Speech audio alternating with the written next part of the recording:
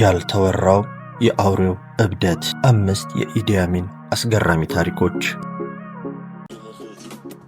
ራሱን ክቡር ዘላለማዊ ፕሬዝዳንት ፊልድ ማርሻል አልሃጂ ዶክተር ኢዲ አሚን ዳዳ የምድር አራዊትና የባህር አሳዎች ሁሉ ጌታ እና የብሪታንያ ግዛት ድልነሺ በአፍሪካና በይበልጥ በኡጋንዳ ብሎ የሚጠራው ዓለም ደግሞ ጨፍጫፊው አምባገነን፣ ሞኙ አምባገነን፣ አውሬው ወዘተ እያለ የሚጠራው ነገር ግን ከዚህ ሁሉ አምባገነናዊና አውሬነት ብሎም ግራ አጋቢ ማዕረጎች ጀርባ በፍራቻም ይሁን ሊታመን አይችልም ተብሎ ያልተነገረው ብዙም ዓለም ያላወቀው ታሪኩ መካከል ዛሬ 5ቱን እናያለን። አብራችሁን ቆዩ።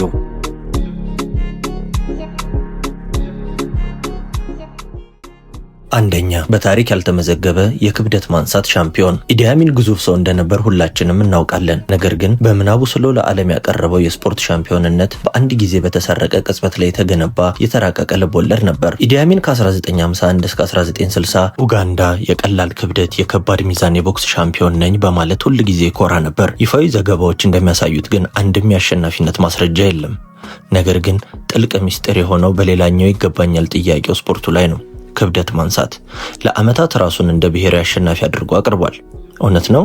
በሰነድ በተመዘገበው ብቸኛው ውድድር በ1958 የኡጋንዳ ክብደት ማንሳት ሻምፒዮና የመጨረሻውን ደረጃ ይዞ ወጥቷል። ይህም የሚዲያ ሰው በሌለበትና በተዘጋ ክፍል ውስጥ 0 ፓውንድ አነሳ። የአይበገሬነት ምሳሌ የነበረው ሰው በውድድሩ የመጨረሻ ደረጃ በመያዝ ማጠናቀቁ ከባድ ውርደት ነበር። ይህ ውርደት ከጊዜ በኋላ ትላልቅ ለራስ የተሸለሙ ማዕረጎችና ሜዳሊያዎች፣ ደካማ የስነ ልቦና ብሎም የውሸት ትምክህት ምሽግ በመገንባት በሰው ዘንድ ያለውን ከባድ የቅቡልነት ፍላጎት ለመረዳት ቁልፍ ነው።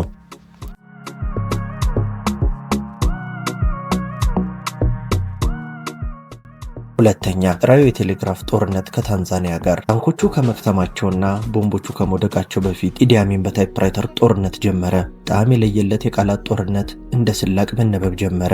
እንደ አውሮፓውያን ዘመን አቆጣጠር የ1978ቱ የኡጋንዳ ታንዛኒያ ጦርነት እርሱን ከመገርሰሱ ከወራት በፊት ኢዲ አሚን በድብቅ የቴሌግራፍ ጦርነት እያካሄደ ነበር። በቀጥታ የታንዛኒያው ፕሬዝዳንት ጁሊየስ ኔሬሬ ራሱን እንደ ጀግና፣ እርሱን ደግሞ እንደ ፈሪ፣ እንደ ትንሽ እንጉዳይ በማለት በስላቅ የተሞላ ዘለፋና ገራሚ መልእክቶችን ይልክ ነበር። ኔሬሬ ለዚህ ምላሽ መስጠት ጉንጭ ማልፋት መሆኑን በመገንዘብ በመጀመሪያ ችላ ብሎት ነበር። ኢዲ አሚን ግን በኡጋንዳ ጋዜጦች እንዲህ የሚል አምድ እንዲታተም አድርጓል። ከእትሞቹ መካከል በጣም ዝነኛ የሆነው ደግሞ ኢዲ አሚን ጁሊየስ ኔሬሬን መስሎ ለራሱ የምርኮ ደብዳቤ የጻፈበት ቴሌግራም ነበር። ይህ የዲፕሎማሲ አልነበረም፣ እሱ ራሱ በፈጠረው እውነታ ውስጥ እንደሚኖር የሚያረጋግጥ ለህዝብ የተዘጋጀ ትርኢት እንጂ።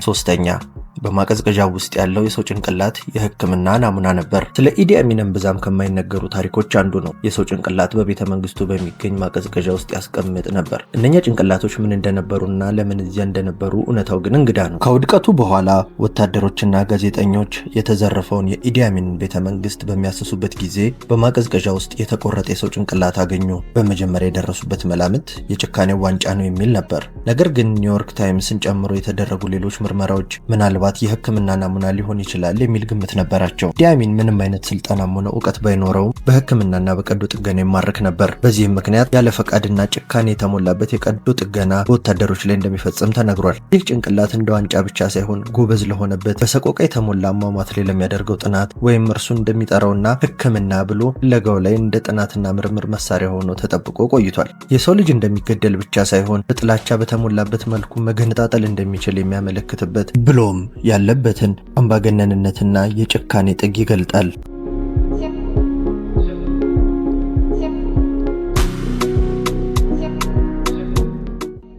አራተኛ፣ የስኮትላንዳዊው የኢኮኖሚ ጦርነት አማካሪ የአውቶቡስ ሹፌር። እንደ አውሮፓውያን ዘመን አቆጣጠር በ1972 ኢዲ አሚን በኡጋንዳ የሚኖሩ የነበሩ እስያዊ ነዋሪዎቹን ነጋዴዎች በማባረር ንግዶቻቸውን በመንጠቅ ለጥቁር ኡጋንዳውያን እንደሚሰጥ ቃል ገባ።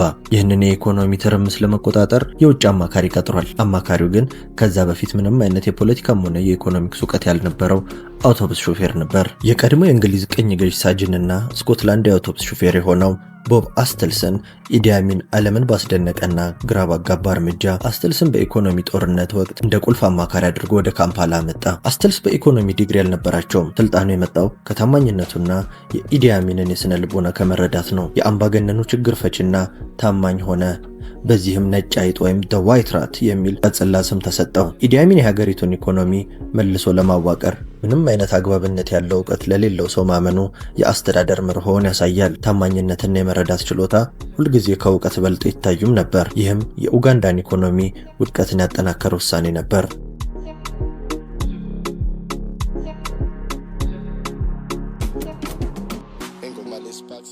አምስተኛ፣ እኔ መልአክ አይደለሁም ብሎታል ተብሎ ብዙ ቦታ የሚጠቀሰው ነገር ግን እሱ ፈጽሞ ያልተናገረው ጥቅስ ለኢዲ አሚን የተሰጠው በጣም ታዋቂው ጥቅስ ንጹህ የሆሊውድ ፈጠራ ነው እና እውነተኛውን ምንጭ ለመግለጥ የሚደረገውን ሙከራ አፈታሪክ በጭራቅ ዙሪያ እንዴት እንደሚገነባ ሁሉም ነገር ይነግረናል። በዘጋቢ ፊልሞች በጽሁፎችም ውስጥ ሰምታችሁት ሊሆን ይችላል። እኔ መልአክ አይደለሁም ነገር ግን ሰውንም ደግሞ ፈጽሞ ገድዬ አላውቅም። ይህንን የእሱን አሳሳች ውሸታምነት በሚገባ ይገልጻል። ነገር ግን ችግሩ ኢዲ አሚን ይህን ሲናገር የሚያሳይም ይሁን የተጻፈ ታሪክ አለመኖሩ ነው። የጥቅሱ መነሻ እንደ አውሮፓውያን ዘመን አቆጣጠር በ2006 በስኮትላንድ የመጨረሻው ንጉስ ወይም ዘ ላስት ኪንግ ኦፍ ስኮትላንድ ከሚለው ፊልም ነው። የስክሪን ጸሐፊዎች የባህሪው አጭር ማጠቃለያ አድርገው ቀርጸውታል። ከዛም ዓለም እንደ እውነት ተቀበለው። እውነተኛው ኢዲ አሚን ለአነጋገሩ ብዙም ደንታ የሌለው ነበር። ክህደቶቹ ደግሞ የሚሸነቁጡና ተራ ነበሩ። ይህ አንድ ወሳኝ ትምህርት ያስተምረናል።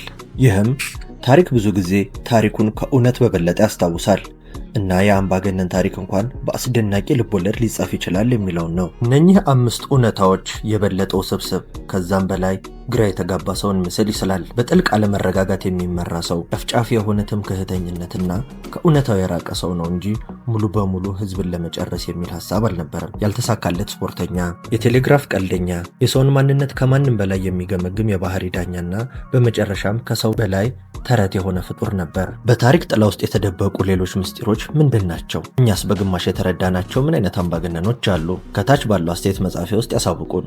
ይህንንና መሰል ነገሮችን ከፈለጉ ሰብስክራይብ ያድርጉና የደወል ምልክቱን ይጫኑ። ይህ ከታሪክ ጀርባ ያሉ ታሪኮችን የሚገልጽ ማረፊያ ቲዩብ ነው።